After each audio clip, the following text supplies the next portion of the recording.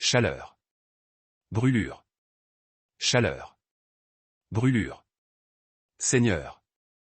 Pardonnez-moi. À cause de la malice qui règne dans ce monde, le jugement est imminent. L'Écriture nous avait avertis avec insistance, ceux qui s'attachent aux choses terrestres se moqueraient de Dieu, ouvertement, sans honte. Ils persécuteraient impitoyablement les chrétiens, rejetant ce qui est bon et s'accrochant désespérément à l'abomination. Le croyant en Christ est appelé à lever les yeux, car sa rédemption approche à grands pas, telle l'aurore après la nuit. Mais l'incrédule, le railleur, le blasphémateur, celui qui refuse de se repentir, celui-là apprendra que le jour du Seigneur viendra subitement, comme un voleur dans la nuit. En ce jour funeste, les cieux disparaîtront dans un fracas assourdissant, et tous les éléments seront consumés par une chaleur dévorante. La terre et toutes les œuvres qu'elle contient seront réduites en cendres. Mais avant d'aborder les événements prophétiques terrifiants décrits dans le livre de l'Apocalypse, il nous faut comprendre ceci, la Bible utilise une expression mystérieuse encore et encore, le jour du Seigneur. Ce jour implique à la fois le jugement définitif et le salut ultime. C'est l'expression terrible de la colère de Dieu contre la perversité humaine, mais c'est également une bénédiction et un triomphe pour les justes. Certains interprètent cela comme un événement cataclysmique unique, instantané, tandis que d'autres le perçoivent comme une ère prolongée où Dieu déchaîne sa justice sur la méchanceté de l'humanité. Concrètement, à quoi cela ressemble-t-il? Comment peut-on savoir que le jour du Seigneur est proche? Les Saintes Écritures nous fournissent des signaux sans équivoque. Jésus lui-même a décrit ces événements lorsqu'il marchait parmi nous sur terre. Il a annoncé qu'au dernier jour, il y aurait des guerres incessantes et des bruits de guerre. Nation se dresserait contre nation, royaume contre royaume. Nous sommes les témoins oculaires de cette prophétie chaque jour. Les journaux et les écrans ne rapportent que conflits, l'escalade de tensions entre puissances, la rupture brutale d'anciennes alliances sécuritaires et la formation de nouveaux blocs menaçants. Mais ces horreurs ne sont que le prélude. Jésus a également parlé de famines généralisées, de tremblements de terre d'une intensité inédite, et de pestilences dévastatrices. Nous avons vu ces fléaux se multiplier de manière exponentielle, des pénuries alimentaires mondiales qui affament des continents, des séismes qui rasent des villes entières, de nouvelles maladies franchissant toutes les frontières imaginables. Ce ne sont pas des coïncidences. Ce sont les douleurs de l'enfantement, les signes précurseurs de la grande détresse à venir. Il y a cependant un autre signe, plus troublant encore, car il touche l'âme humaine. Jésus a prévenu qu'à cause de la multiplication de l'iniquité, l'amour du grand nombre se refroidirait. Observez attentivement le monde autour de vous. Où est passée la compassion? Où est la bonté désintéressée?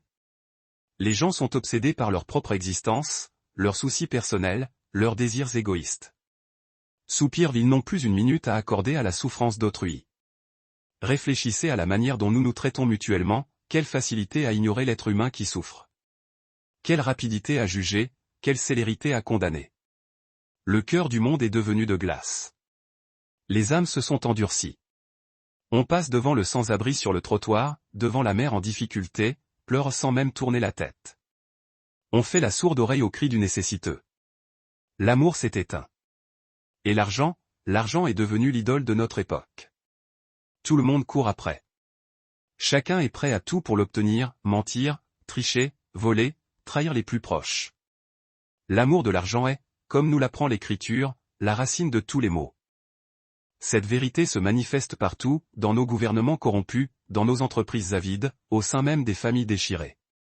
L'argent dicte les décisions, l'argent façonne les politiques, l'argent détermine qui mérite d'être sauvé et qui doit être jeté. La soif de richesse a consumé les nations. Les hommes appellent le mal bien, et le bien mal. Ils tordent la vérité pour qu'elle corresponde à leurs basses ambitions. Les signes ne mentent pas, et le jour du Seigneur est tout proche. Mais à quoi ressemblera l'irruption de la colère divine? À quoi ressemblera la grande tribulation? Lorsque cette période commencera, le monde ne sera plus jamais le même. Vers l'an 95 après J.C., un homme appelé Jean fut exilé sur Patmos, une île rocheuse et désolée. Il était âgé et fatigué. Il avait vu l'Empire romain anéantir Jérusalem. Il avait vu des chrétiens dévorés par les lions dans l'arène du Colisée. Nous remettons nos âmes entre vos mains. Il avait tout perdu à cause de son attachement à Jésus. Mais là, sur Patmos, Dieu lui a révélé une vision stupéfiante du futur, un rouleau scellé par 7 sceaux. Des paroles qui allaient ébranler les fondements même de l'histoire humaine. Ce que Jean a vu était d'une terreur absolue. Lorsque l'agneau ouvrit le premier seau, quelque chose qui avait été contenu fut libéré dans le monde, la colère mesurée de Dieu. Les jugements commenceraient, puis leur intensité ne ferait qu'augmenter. Les jugements des sceaux toucheraient un quart de la terre. Les jugements des trompettes affecteraient un tiers. Finalement, les jugements des coupes, ou bols, s'abattraient sur le monde entier.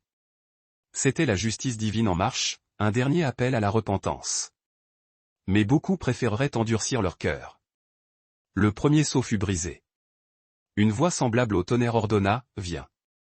Un cheval blanc apparut. Son cavalier tenait un arc, et une couronne lui fut donnée. Il sortit pour conquérir, et il continuerait sa conquête implacable. C'était le premier cavalier. Certains l'identifient à l'Antéchrist lui-même. D'autres y voient l'esprit de tromperie qui s'étend sur la terre comme une épidémie spirituelle. Il apporte une paix superficielle, une fausse sérénité. Il promet l'unité, mais il apporte l'esclavage.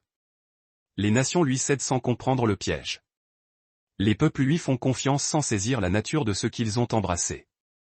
Le monde est incapable de le reconnaître pour ce qu'il est, un imposteur. Le deuxième sceau fut brisé. Une autre voix cria, « Viens !» Un cheval roux, couleur de sang, surgit. Son cavalier portait une grande épée.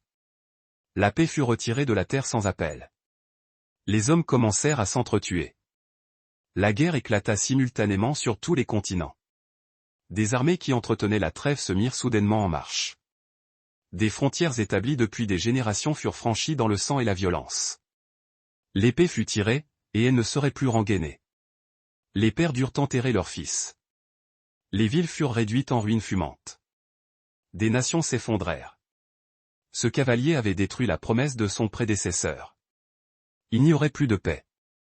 Pas maintenant. Pas avant très longtemps. Le troisième sceau fut brisé. Un cheval noir apparut. Son cavalier tenait une balance dans sa main. Une voix distincte se fit entendre au milieu des 4 êtres vivants, une mesure de blé pour le salaire d'une journée. 3 mesures d'orge pour le salaire d'une journée. Mais n'abîme pas l'huile et le vin. Le pain devint une denrée rare, un luxe. La nourriture qui coûtait peut coûter désormais l'existence elle-même. Un simple travailleur pouvait à peine acheter de quoi survivre. Pourtant, les nantis continuaient de s'offrir leurs plaisirs raffinés. Les riches festoyaient pendant que les pauvres agonisaient de faim. Ce déséquilibre était une punition. Le fossé entre ceux qui possédaient et ceux qui n'avaient rien se creusait jusqu'à l'abîme. La faim devint une arme utilisée par les puissants contre les plus faibles. Le quatrième sceau fut brisé. Un cheval verdâtre, couleur de cadavre, apparut. Son nom était la mort. L'Hadès suivait immédiatement derrière lui. Ils reçurent le pouvoir sur le quart de la terre. Ils exercèrent leur pouvoir létal par l'épée. Ils détruisirent par la famine. Ils ôtèrent des vies par les pestilences et les bêtes sauvages. Un quart de la population mondiale fut anéanti. La mort n'était pas rapide. Certains moururent de faim atroce. D'autres succombèrent à la maladie ou furent déchiquetés par des animaux devenus féroces et sans peur. La terre se transforma en un immense charnier. Les survivants enviaient le sort des morts. La mort avait toujours été puissante, mais elle recevait maintenant une mission divine. Le cinquième sceau fut brisé. Jean observa alors quelque chose d'étrange. Sous l'autel dans le ciel, il vit les âmes qui criaient. C'étaient les âmes de ceux qui avaient donné leur vie, exécutés pour leur fidélité à la parole de Dieu et pour le témoignage qu'ils avaient rendu à l'agneau. Combien de temps encore, souverain maître ? Demandait-elle. Combien de temps avant que tu ne juges les habitants de la terre et que tu ne venges notre sang ? Des robes blanches leur furent données, symbole de leur pureté et de leur sacrifice. Une voix leur demanda d'attendre un peu plus longtemps. D'autres allaient mourir avant la fin. Ce n'était pas la fin de la souffrance. Ce n'en était que le funeste commencement. D'autres fidèles perdraient leur vie pour leur foi. Les martyrs ne seraient pas les derniers. Leur sang serait rejoint par d'autres sacrifices. La patience de Dieu n'était pas encore épuisée. Le sixième sceau fut brisé. La terre fut secouée par un tremblement de terre colossal. Le soleil devint noir, opaque comme un sac de crin. La lune devint rouge, couleur de sang séché. Les étoiles du ciel tombèrent sur la terre, comme des figues jetées par un figuier secoué par une violente tempête. Le ciel se retira sur lui-même comme un parchemin qu'on enroule.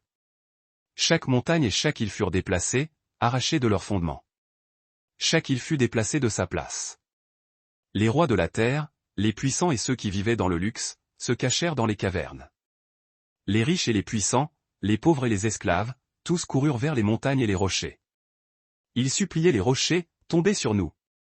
Cachez-nous de la face de celui qui est assis sur le trône. Cachez-nous de la colère de l'agneau. Cachez-nous. Le jour de la colère était arrivé. Le jour grand et terrible du jugement de Dieu. Personne ne pouvait y échapper. Aucune richesse ne pouvait garantir la sécurité. Aucune puissance terrestre ne pouvait arrêter l'inexorable. Le 7e sceau fut brisé. Il y eut un silence complet dans le ciel. Pendant environ une demi-heure, aucune parole ne fut prononcée. Les anges cessèrent de chanter. Les anciens interrompirent leur adoration. Les 4 êtres vivants restèrent immobiles. Ce n'était pas la paix. C'était le calme glacial qui précède la tempête finale. Lorsque le silence se déchira, 7 anges reçurent cette trompette. Un autre ange s'avança près de l'autel, portant un encensoir d'or. Il lui fut donné beaucoup d'encens pour l'ajouter aux prières de tous les saints, sur l'autel d'or qui était devant le trône. Puis la fumée emplit le temple, suivie d'éclairs, de tonnerres et d'un tremblement de terre. Les jugements allaient devenir bien plus sévères et dévastateurs. La première trompette sonna. De la grêle et du feu mêlés de sang furent projetés sur la terre. Un tiers des arbres fut consumé. Toute l'herbe verte fut réduite en cendres. La terre qui avait survécu à la famine fut maintenant brûlée vive. Les récoltes qui avaient résisté se transformèrent en poussière. La nourriture, déjà rare, était maintenant totalement détruite. Un tiers des forêts de la planète disparut. Un tiers de sa verdure n'était plus. L'air devint sombre à cause de la fumée âcre. La terre devint noire de charbon. Le premier avertissement avait été terrible. Le suivant serait pire encore. La deuxième trompette sonna. Quelque chose ressemblant à une énorme montagne embrassée fut jeté dans la mer. Un tiers de la mer devint du sang. Un tiers des créatures marines moururent. Un tiers des navires furent brisés. Les océans prirent une teinte écarlate. Des millions de poissons remontèrent à la surface, sans vie. Les navires qui transportaient autrefois des biens ne charriaient plus que des épaves et des cadavres. Le commerce maritime, qui soutenait les économies, fut stoppé. La mer, qui nourrissait les nations, les empoisonna désormais. La troisième trompette sonna. Une grande étoile chuta du ciel. Son nom était Absinthe, ou Hormuz. Elle tomba sur un tiers des fleuves et un tiers des sources d'eau. Les eaux devinrent amères et toxiques.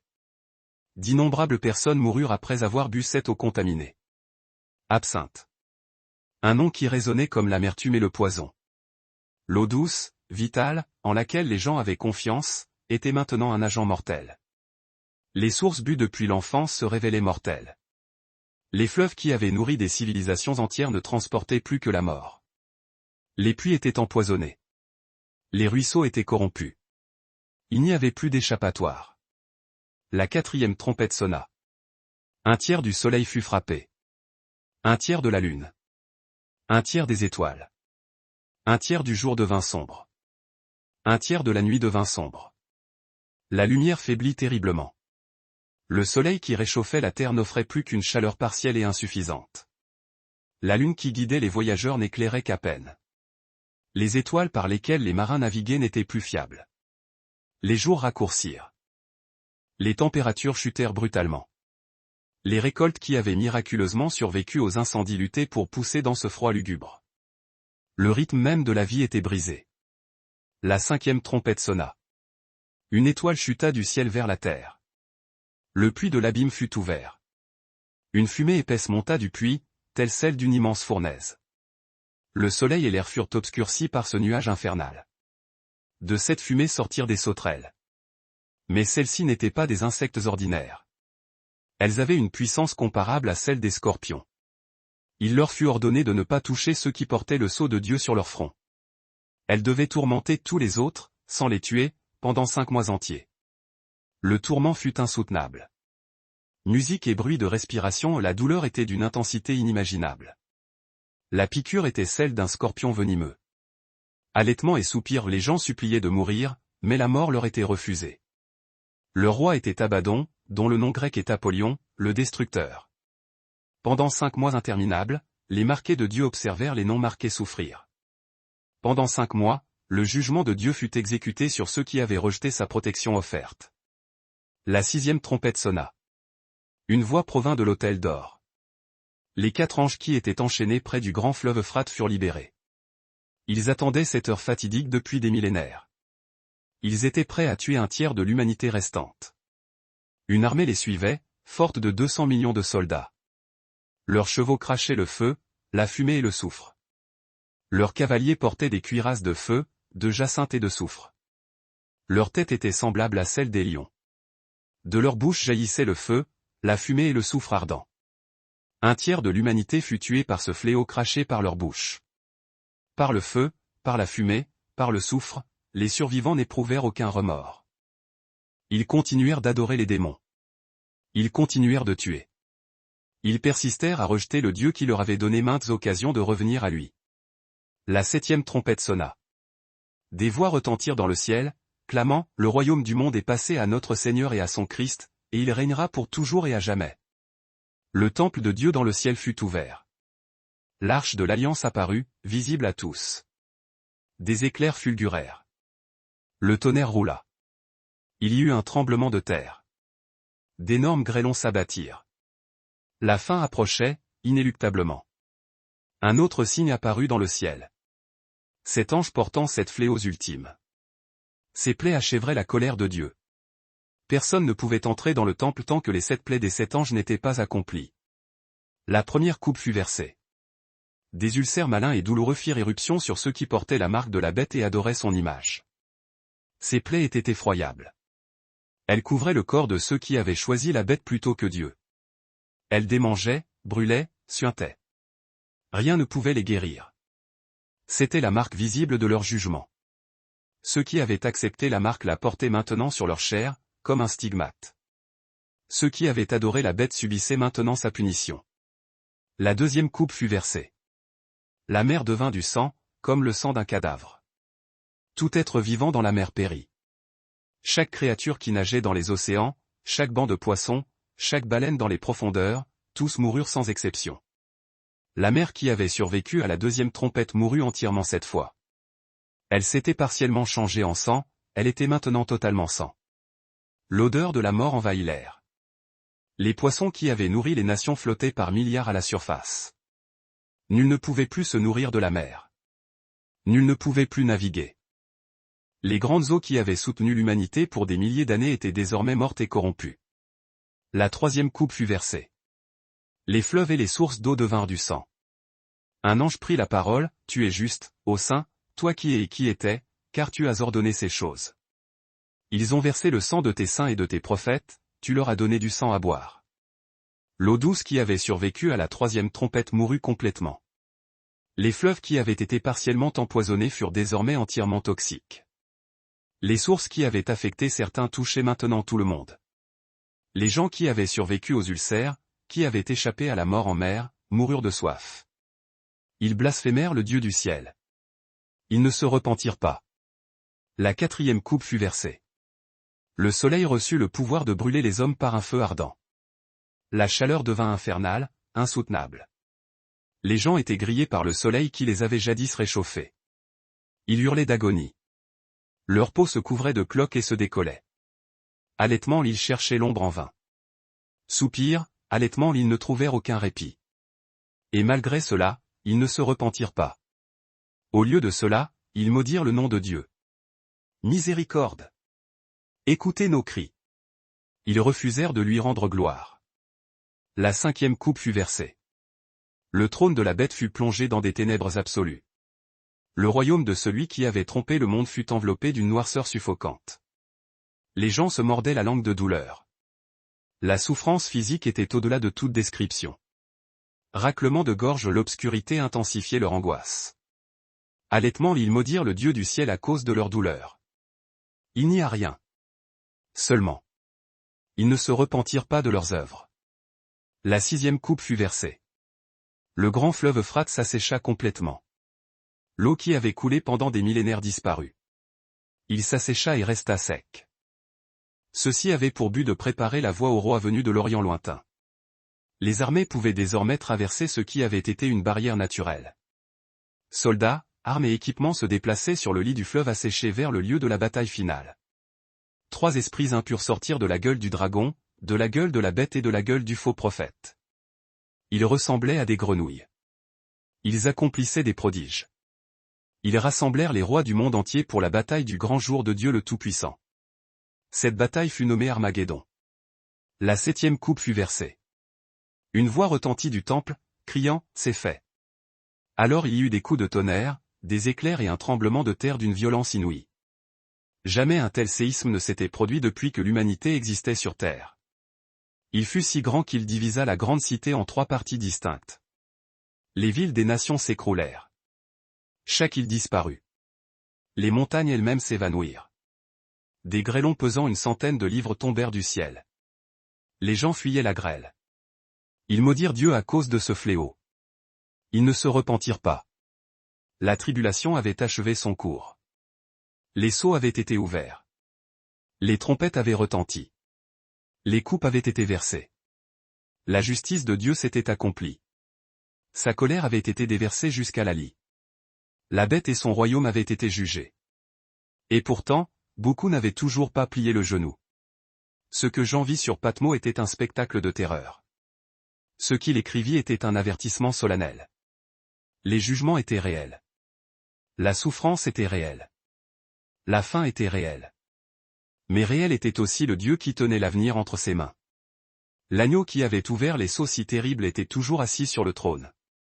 Celui qui était mort était toujours vivant. Le juge de toute la terre ferait ce qui est juste. La tribulation prendrait fin. Un nouveau commencement s'établirait.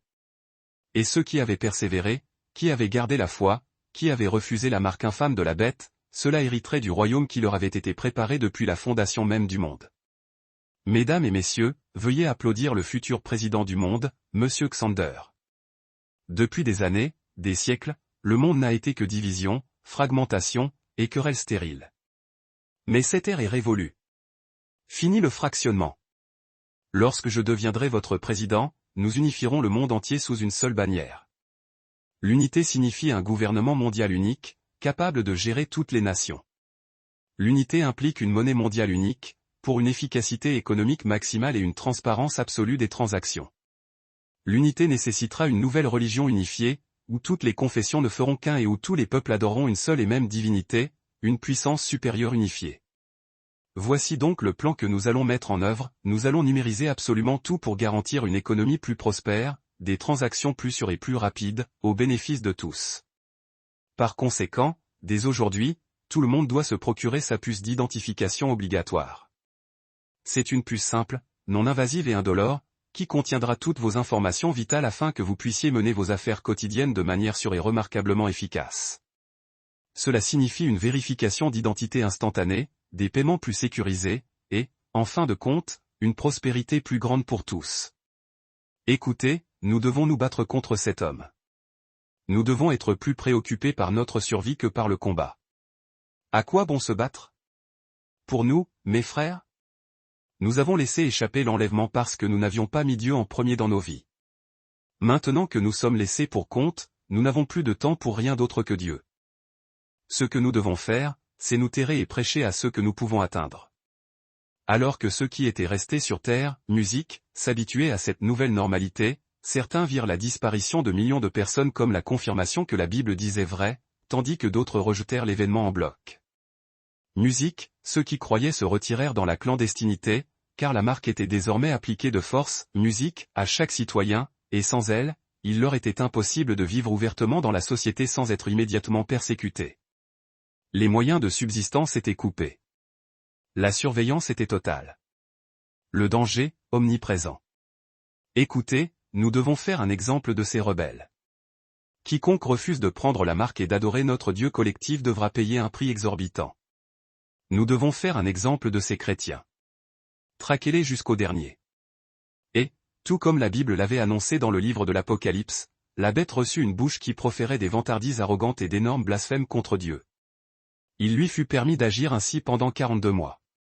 Sa bouche s'ouvrit sur un torrent d'insultes contre Dieu, blasphémant son nom, maudissant sa demeure et ceux qui vivent au ciel. Il lui fut également accordé, musique, de déclarer la guerre aux saints et de les vaincre.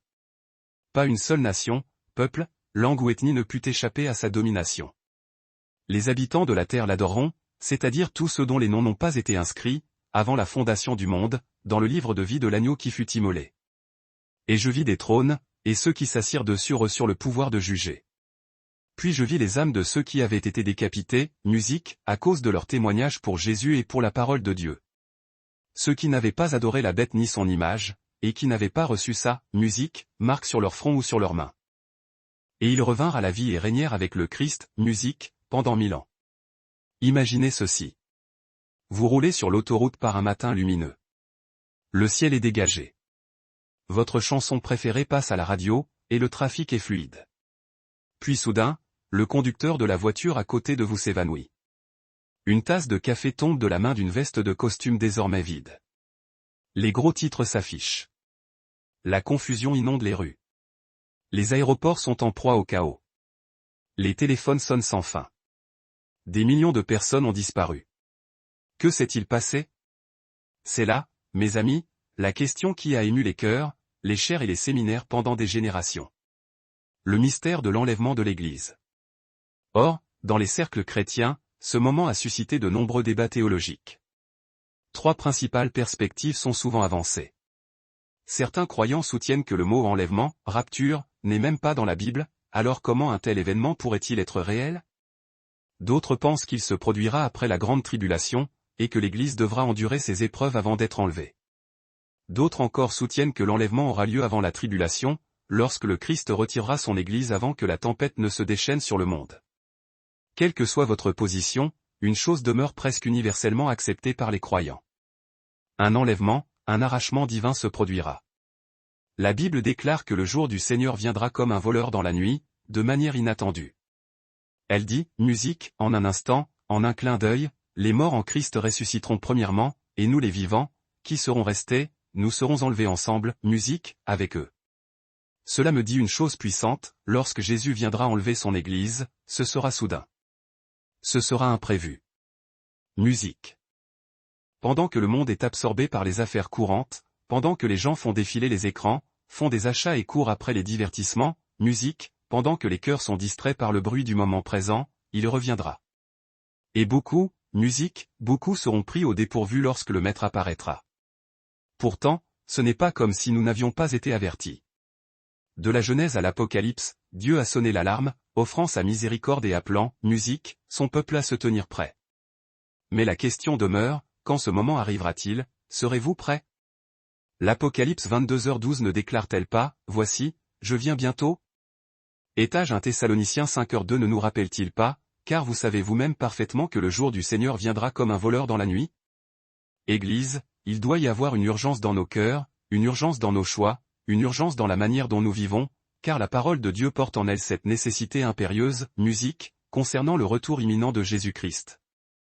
Il sera soudain et il sera inattendu.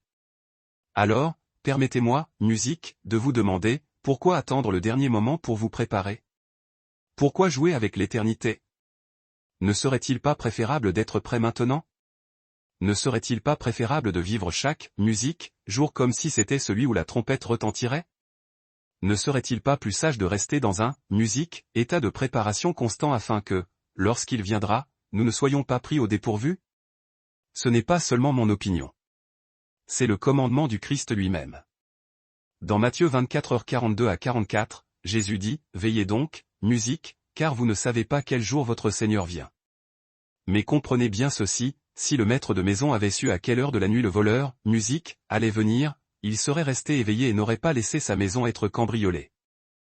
C'est pourquoi, musique, vous aussi, tenez-vous prêts, car le Fils de l'homme viendra à l'heure où vous ne vous y attendez pas.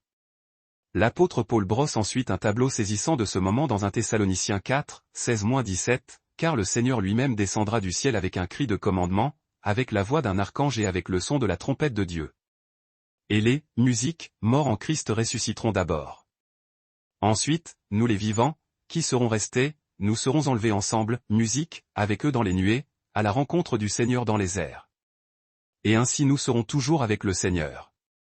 Quelle, musique, spectacle ce sera! Les tombes s'ouvrant, les cieux tremblants, les rachetés s'élevant, le Fils de Dieu revenant dans, musique, sa gloire. Ce passage nous montre comment il viendra. Mais la question essentielle pour nous aujourd'hui est, quand? Comment savons-nous que sa musique venue est proche? Quels sont les signes à surveiller? Et peut-être le plus important, que signifie réellement, musique, être prêt? Car la préparation ne consiste pas seulement à attendre. Il s'agit de vivre, vivre saintement, vivre en alerte, vivre dans l'attente, musique, car chaque lever de soleil pourrait être le dernier avant que nous voyions son, musique, visage.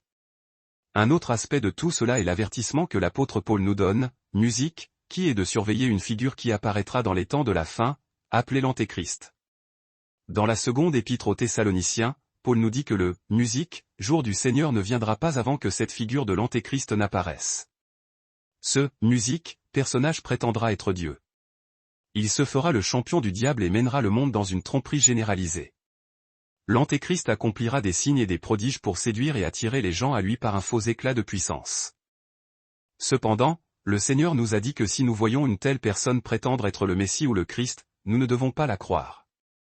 Matthieu 24h42 nous rappelle de nouveau, « Veillez donc, car vous ne savez pas quel jour votre Seigneur viendra. » Le point que le Seigneur souligne ici est que nous ne devrions pas attendre un signe quelconque pour nous préparer. Son message, musique, est que nous devrions être prêts en permanence. Nous devons être préparés sans relâche. Nous devons être prêts à vivre dans la préparation, car, musique, nous ignorons simplement le moment de son retour. Par conséquent, la meilleure façon de se préparer est simplement d'être prêt à tout instant. En bref, musique, nous devons vivre comme si Jésus venait aujourd'hui même.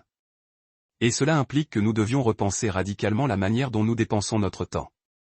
Utilisons-nous notre temps à lire et à répandre la parole de Dieu, ou noyons-nous nos heures dans le divertissement trivial? Passons-nous notre temps à servir les autres et à accomplir les commandements du Christ, ou l'utilisons-nous à rabaisser les autres et à semer la division? Cherchons-nous et, musique, poursuivons-nous la présence du Seigneur avec le temps qui nous est imparti? Avons-nous faim de nous rapprocher de Dieu et de passer plus de temps avec lui, ou passons-nous, musique, notre temps à nous rapprocher de tout le monde, sauf de Dieu? N'attendons pas les signes et les prodiges pour nous préparer à la venue du Seigneur. Car, musique, si nous attendons la dernière minute, beaucoup d'entre nous seront pris au dépourvu. Nous serons trouvés non préparés. Et je suis certain qu'aucun croyant ne veut, musique, être laissé derrière lorsque le Christ viendra chercher son Église. Quant à moi, je ne sais pas ce qu'il en est pour vous, mais je ne veux pas être laissé derrière. Je préférerais être enlevé avec le Christ dans les nuages plutôt que d'être emporté par le « musique » monde. Je veux être élevé dans les cieux plutôt que d'être captivé par des divertissements frivoles. Je préférerais être absorbé par la parole de Dieu plutôt que par des choses sans importance. Je veux être entièrement immergé dans le royaume de Dieu. Et je vous encourage à changer votre perspective. Poursuivez, musique, ce qui est éternel. Poursuivez ce qui est divin. Les signes sont utiles pour savoir, musique, ce qui arrive, mais n'attendons pas après eux pour nous préparer à la venue du Christ. Si vous saviez qu'un voleur venait chez vous ce soir, ne vous prépareriez-vous pas? N'apporteriez-vous pas les changements et les ajustements nécessaires, musique, pour rester en sécurité? Eh bien, la venue du Seigneur sera comme celle d'un voleur. Et si elle est comme celle d'un voleur, ne devrions-nous pas apporter les changements et les ajustements nécessaires? Le « musique, Seigneur arrive bientôt. Il est temps pour nous d'agir en conséquence. Quand, musique, à votre vie privée, agissez comme si vous saviez que le Seigneur revient bientôt. Quand il s'agit de tolérer le péché, agissez comme si vous saviez que Jésus revient bientôt. C'est ainsi que nous devons vivre notre vie. Ne soyons pas, musique, laissés derrière. Soyez prêts, car l'heure est incertaine. Est-ce là la prophétie la plus effrayante des temps de la fin? Dans le livre de l'Apocalypse, le Seigneur ouvrit les yeux de Jean sur de nombreux événements qui se produiraient à la fin des âges. Certains des événements clés, musique, sont un changement radical dans la société et les affaires mondiales. Ce bouleversement dramatique marquera le règne de l'Antéchrist et les événements mortels qui auront lieu pendant la période de la tribulation. Pour l'incroyant, la plupart de ces prophéties de la fin des temps sont terrifiantes, confuses, et certains peuvent même avoir du mal à les croire. Mais si le but des prophéties bibliques de la fin des temps n'est pas, musique, de nous effrayer, mais de nous inspirer à vivre pour le Christ, alors nous devrions considérer certaines de ces prophéties apocalyptiques, musique, comme des avertissements solennels. Et je crois que nous pouvons trouver ce qui est sans doute le plus grand avertissement concernant les prophéties bibliques de la fin des temps dans Apocalypse 9. Au moment, musique, où nous arrivons à Apocalypse 9, nous sommes au cœur de la période de la tribulation sur terre. L'Antéchrist est au pouvoir. Le système de la bête est en place. Personne ne peut acheter ni vendre sans avoir la marque de la bête, qui est, musique, 666. Et au moment où nous atteignons Apocalypse 9, le monde est sous les jugements des 7 trompettes de Dieu. Et c'est là que nous atterrissons sur le 6e jugement de la trompette, qui est peut-être l'avertissement le plus sérieux adressé à toute personne vivante qui ne vit pas en règle avec le Christ. Apocalypse 9, 13-14 dit, le 6e ange sonna de la trompette, et j'entendis une voix venant des 4 coins de l'autel d'or qui est devant Dieu. Elle dit au 6e ange qui tenait la trompette, déliez les 4 anges qui sont liés près du grand fleuve Euphrate. Je veux que vous sachiez que ce serait un véritable cauchemar d'être, musique, en vie pour assister à ce jugement de Dieu. Si vous pensez que le grand déluge de la Genèse était terrible, celui-ci sera bien pire. Si vous pensez que la destruction de Sodome et Gomorrhe était mauvaise, laissez-moi vous dire qu'elle pâlit en comparaison de ce qui attend la terre lorsque ces 4 anges seront, musique, relâchés. Mais avant d'entrer dans les détails de ces anges, la première question qui pourrait venir à l'esprit est, de quel fleuve Euphrate s'agit-il? Serait-ce celui que nous connaissons tous en Asie, ou y en a-t-il un autre? Oui, c'est bien le même fleuve Euphrate que nous connaissons aujourd'hui, coulant à travers le Moyen-Orient. Cela ouvre une nouvelle lumière, sombre et inquiétante, sur les prophéties de la fin des temps. Qui sont ces 4 anges? Et pourquoi étaient-ils enchaînés? Étaient-ce des archanges qui se sont rebellés avec Lucifer? Sont-ils des anges de Satan, maintenus captifs depuis l'aube des temps? En outre, quelle est leur mission à un moment aussi crucial de l'histoire du monde? Eh bien, lorsque vous pensez aux anges, musique, qu'est-ce qui vous vient à l'esprit? Certains imaginent des êtres musclés et puissants, n'est-ce pas? Des serviteurs zélés de Dieu. Nous pensons à Michel, l'archange de la guerre, un être surnaturel qui sert de chef à l'armée céleste de Dieu. Lorsque nous pensons aux anges, beaucoup d'entre nous se réfèrent à l'histoire de l'Ancien Testament où Daniel a prié et où Dieu a envoyé les réponses par un ange. Cependant, l'ange informe Daniel que le prince de Perse s'est battu avec lui pour tenter de bloquer la réponse de Dieu. Et ainsi, pour vaincre cette force sombre et maléfique, un être céleste plus, musique, puissant, Michel l'archange, est venu et l'a délivré afin que la réponse de Dieu parvienne à Daniel. Quand nous pensons aux anges, nous pensons à l'ange Gabriel qui est apparu à Zacharie et même à Marie, la mère de Jésus, portant des messages de miséricorde et d'annonce. Nous nous rappelons même l'incident où, avant la destruction de Jéricho, la Bible nous dit que Josué vit un homme se tenant devant lui, son épée dégainée à la main. L'homme dit à Josué, « Je suis venu en tant que commandant de l'armée du Seigneur. » Historiquement, nous avons donc vu de nombreux cas où les anges de Dieu sont apparus pour une mission spécifique, généralement de protection ou de délivrance. Cependant, de retour à Apocalypse chapitre 9, la Bible mentionne ces anges mystérieux comme étant liés dans le fleuve Euphrate. Ceux-là ne sont pas les anges de Dieu.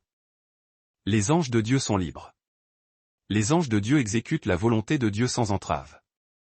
Les anges dans l'Euphrate sont des anges du mal. Mais comment sont-ils nés? Dieu les a-t-il créés séparément, avec une vocation au mal? Non. Leur existence en tant que force rebelle a commencé le jour où Lucifer s'est rebellé contre Dieu. Selon les Écritures d'Apocalypse, musique, 12, il ne s'est pas rebellé seul. Il a réussi à convaincre un tiers des cohortes angéliques. Et lorsque l'archange Michel a remporté la bataille céleste, musique, Dieu a précipité Lucifer et ses anges sur la terre. Cela marqua le début de l'incarcération de certaines forces du mal sur, musique, la terre. Cela signifie qu'ils sont enchaînés depuis lors, jusqu'à maintenant, attendant le moment exact fixé par le calendrier divin. Mais la partie effrayante pour ceux qui ne sont pas en Christ est que ces anges maléfiques et antiques seront impliqués dans les événements de la fin des temps, relâchés pour accomplir l'œuvre de destruction. Maintenant, vous serez pardonné de demander, pourquoi le fleuve Euphrate? Musique, pourquoi Dieu les a-t-il liés là-bas? Dieu a dû les enchaîner pour une raison précise, proportionnelle à la terreur qu'ils inspirent. Pour comprendre la nature de leurs crimes, musique, étudions leur emplacement. Le fleuve Euphrate, avec le Tigre, forme le cœur de la Mésopotamie. Selon les Écritures et la tradition, cette région est un lieu chargé d'une histoire de péché fondateur. C'était l'un des fleuves qui traversait l'Éden, lieu de la première chute de l'homme. Cela, musique, signifie qu'il ne peut être loin de l'endroit où Caïn a commis le premier meurtre fraternel. Ensuite, Nimrod, le grand rebelle, a commencé son royaume près de cette région, musique, comme enregistré dans Genèse 10. C'était le même homme qui a été l'instigateur de la construction de la tour de Babel, un défi direct à l'autorité divine. Dieu, voyant l'arrogance de leur cœur, dispersa leur langage, signifiant ainsi la fin de la construction. Bien que personne ne connaisse l'origine exacte de ces 4 anges, bien que personne ne connaisse la véritable étendue de leurs crimes et les raisons théologiques spécifiques de leur confinement, nous pouvons faire l'hypothèse raisonnable que ces anges doivent être incroyablement puissants, maléfiques et agressifs par nature. S'ils ne l'étaient pas, Dieu ne les aurait pas liés sous le fleuve, dans une prison élémentaire. Cette hypothèse est étayée par le livre des Éphésiens, car au chapitre 6, verset 12, il nous est dit que nous ne luttons pas contre la chair et le sang, musique, mais contre les forces spirituelles du mal dans les lieux célestes. Ces forces dont il est question sont les démons, actifs mais non enchaînés. Mais Dieu, musique, n'a pas lié tous ces démons. Le fait que Dieu ait lié spécifiquement ces 4 anges signale un tout autre niveau de perversité dont ils sont capables. Ils doivent être bien plus féroces et destructeurs que le démon moyen. Ainsi, dans Apocalypse 9, ces 4 anges feront surface sur la terre, ayant été libérés par Dieu dans le cadre de son jugement final sur tous ceux qui sont impies, musique, impénitents. La libération de ces anges sera une catastrophe totale pour ceux qui seront en vie à ce moment-là. Pour aggraver les choses, ces 4 anges ne sont pas seulement 4 entités isolées. Chacun d'eux a des légions et des myriades d'autres anges terribles à son commandement. Selon Apocalypse 9h16, leur nombre sera de 2 myriades de myriades, soit 200 millions d'anges. Il s'agit essentiellement d'une armée maléfique, une cavalerie démoniaque sans précédent. Jean nous dit que leur musique, cuirasse était rouge feu, bleu foncé et jaune comme le soufre. Les têtes de leurs chevaux ressemblaient à celles de lions, et leur souffle était cracheur de feu, de fumée, musique et de soufre ardent. Il a décrit leur queue comme ayant l'apparence de serpents capables d'infliger des blessures mortelles. Alors, quel sera leur objectif ou leur mission réelle? Que feront-ils lorsqu'ils ne seront plus liés et qu'ils seront libérés de l'Euphrate? Considérez ces 2 versets. Apocalypse 9, verset 15, dit, « Et les 4 anges qui avaient été tenus prêts pour cette heure, ce jour, ce mois et cette année même, furent relâchés pour tuer le tiers de l'humanité. » Il est important de noter que l'apparition de ces anges n'est pas le fruit du hasard. Ces anges ont été préparés pour une heure, un jour, un mois, musique et une année désignée. Le passage de l'Écriture qui éclaire leur objectif, musique, est Apocalypse 9h17 et 18, qui dit, « Voici comment m'apparurent en vision les chevaux et ceux qui les montaient, ils portaient des cuirasses rouge feu, bleu foncé et jaune soufre. » Musique, les têtes des chevaux étaient comme des têtes de lions, et de leur bouche sortait du feu, de la fumée et du soufre. Le tiers de l'humanité fut tué par ces 3 fléaux, le feu, la fumée et le soufre qui sortaient de leur bouche. La Bible nous dit donc essentiellement que ces 4 anges et leur armée ont été préparés pour un moment où ils détruiront un tiers de l'humanité. Aujourd'hui, la population mondiale est estimée à près de 8,1 milliards d'individus. Imaginez si un tiers de ce grand nombre, musique, mourait successivement en un temps très court. Cela représenterait environ 2,7 milliards de personnes éradiquées par ces fléaux démoniaques. Il y a 195 pays dans le monde. En supposant que ces anges massacrent le même nombre d'humains dans chaque pays, cela signifierait que chaque pays perdrait près de 14 millions d'humains. Et cela ne s'applique qu'aux pays dont la population est égale ou supérieure à 14 millions. Pour les pays dont la population est inférieure à ce chiffre, ces anges démoniaques pourraient certainement les exterminer dans leur totalité, les rayant de la carte démographique. Qualifier cela de destruction massive serait un euphémisme grotesque. Pouvez-vous imaginer le chaos, la sidération et la terreur absolue qui envelopperont la Terre? L'humanité tout entière sera plongée dans une peur panique. Cela soulève donc la question, est-ce peut-être, musique, le pire jugement des pécheurs dans les temps de la fin? Certains pourraient, musique, se moquer de cette prophétie ou la rejeter comme une fiction macabre. C'est normal. Tout le monde n'y croira pas jusqu'à la destruction finale. Les Écritures rapportent des histoires de la façon dont Dieu a traité les pécheurs, mais aucune n'est aussi horrible et rapide que ce qui se produira à la fin des temps.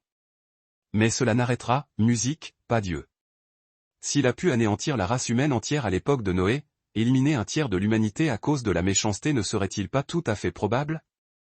Au lieu de nous rassurer sur l'improbabilité, cet événement devrait servir d'avertissement, il se produira inévitablement. Selon le livre de la Genèse, musique, 6, Dieu regarda la terre et vit la méchanceté des hommes. Leurs pensées et leur mode de vie étaient terribles, totalement corrompus. Dieu se repentit d'avoir créé les humains. Pour mettre fin à ce mal croissant et incurable, il décida de détruire cette génération. Mais un seul homme trouva grâce aux yeux de Dieu, musique, et ce fut Noé. Une autre histoire du jugement de Dieu sur les pécheurs s'ensuivit dans Genèse 18, musique, et 19. C'était l'histoire de Sodome et Gomorrhe. Cette fois, musique, encore, c'est le cri de leur iniquité, leur dépravation rampante qui parvint à Dieu.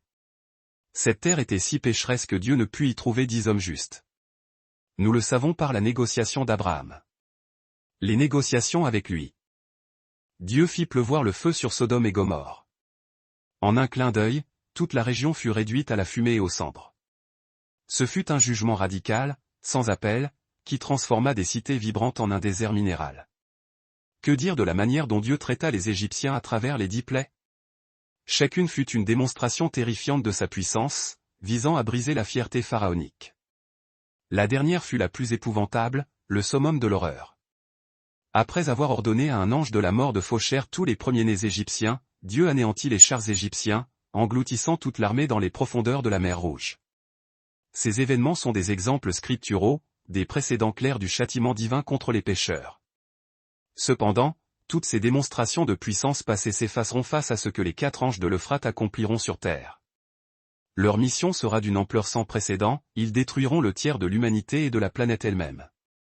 Que devrait-on attendre du reste du monde qui survivra à cette destruction massive? Qu'il se repente enfin, frappé par une telle évidence de la colère divine? Loin de là. Apocalypse 9, 20-21 nous révèle une réalité déconcertante, et le reste des hommes, qui ne furent pas tués par ces plaies, ne se repentirent pas des œuvres de leurs mains, pour ne point adorer les démons et les idoles d'or, d'argent, d'airain, de pierre et de bois, qui ne peuvent ni voir, ni entendre, ni marcher. Et ils ne se repentirent point de leur meurtre, ni de leurs enchantements, ni de leur impudicité, ni de leur vol. C'est là le point le plus affligeant de cette prophétie. Comment est-il possible qu'ils refusent la repentance après avoir été les témoins directs d'un tel jugement cosmique? C'est la triste nature humaine. Nous apprenons difficilement des leçons que nous voyons, restant obstinément aveugles jusqu'à ce que la douleur frappe directement notre propre chair. Maintenant, quelle est votre réaction face à ce message solennel? Examinez votre vie immédiatement. Qu'avez-vous besoin de changer en profondeur? Vivez-vous dans le péché, en toute connaissance de cause? Repentez-vous sans délai et mettez-vous à l'abri de la destruction qui s'annonce. Dans les temps de la fin, nous assisterons à une multiplication des signes et des prodiges. Matthieu 24h4 déclare sans ambiguïté, « Prenez garde que personne ne vous séduise. Car plusieurs viendront sous mon nom, disant, c'est moi qui suis le Christ. Et ils séduiront beaucoup de gens. » Plus loin, il ajoute que de faux Christ et de faux prophètes s'élèveront et feront de grands signes et des miracles pour séduire, s'il était possible, même les élus. Une traduction biblique différente, plus percutante, brosse un tableau encore plus descriptif de ce danger imminent. Elle dit en substance, si quelqu'un tente de vous interpeller, s'écriant, voici le Messie. Ou bien pointant du doigt, il est là-bas.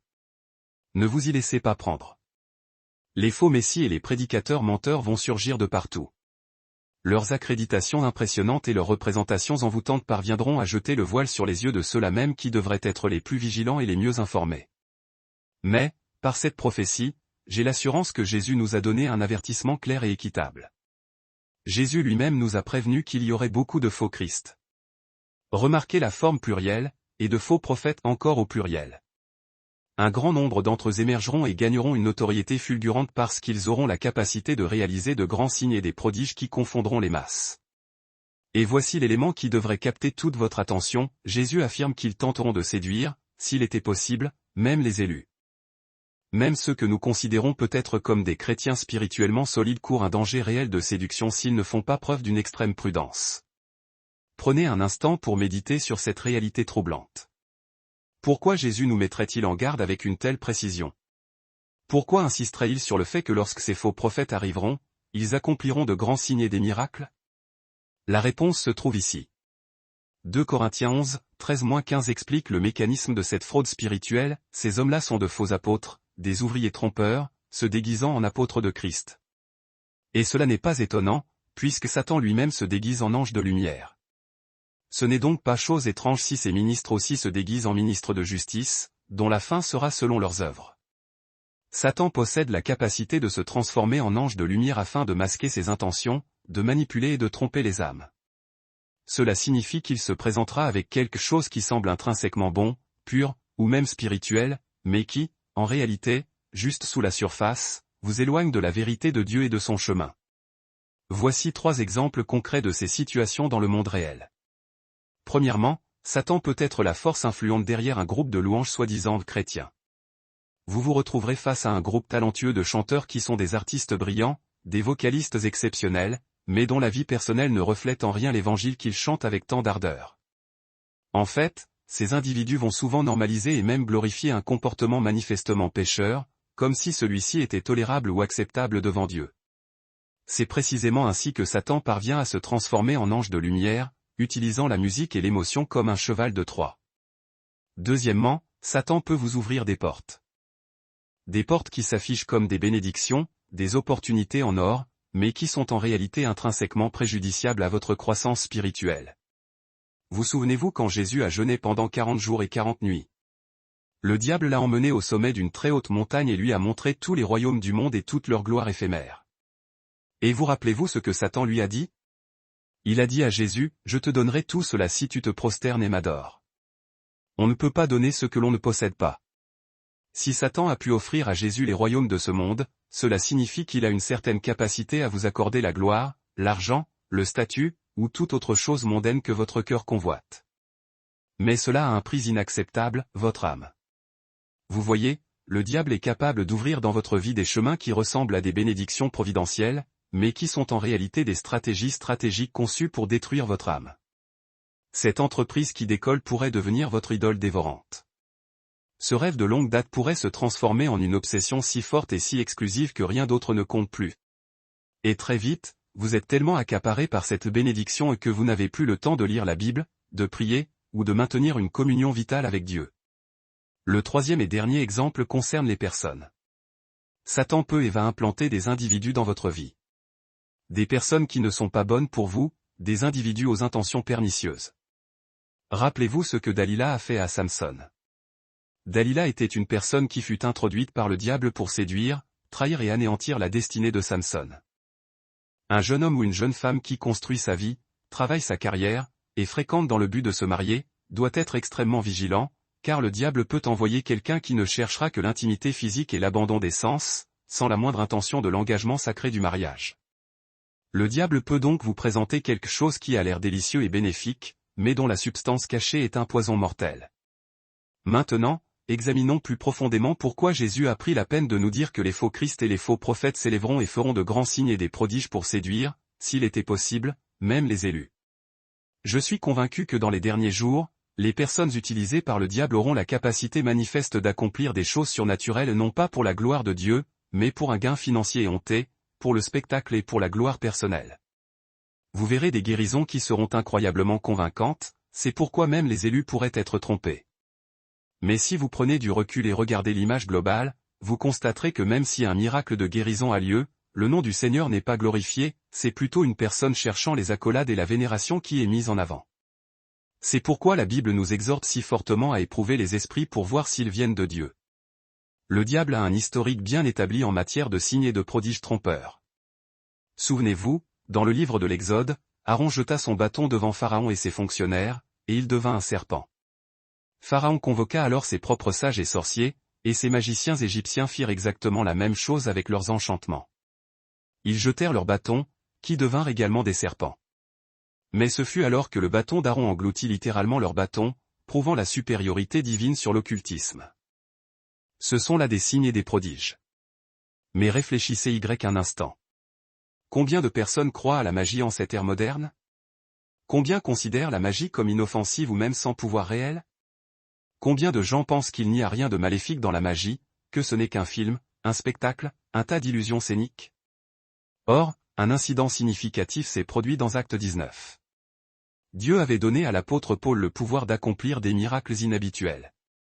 De simples mouchoirs qui avaient touché sa peau étaient placés sur des malades, qui étaient guéris de leurs affections, et les esprits malins étaient chassés.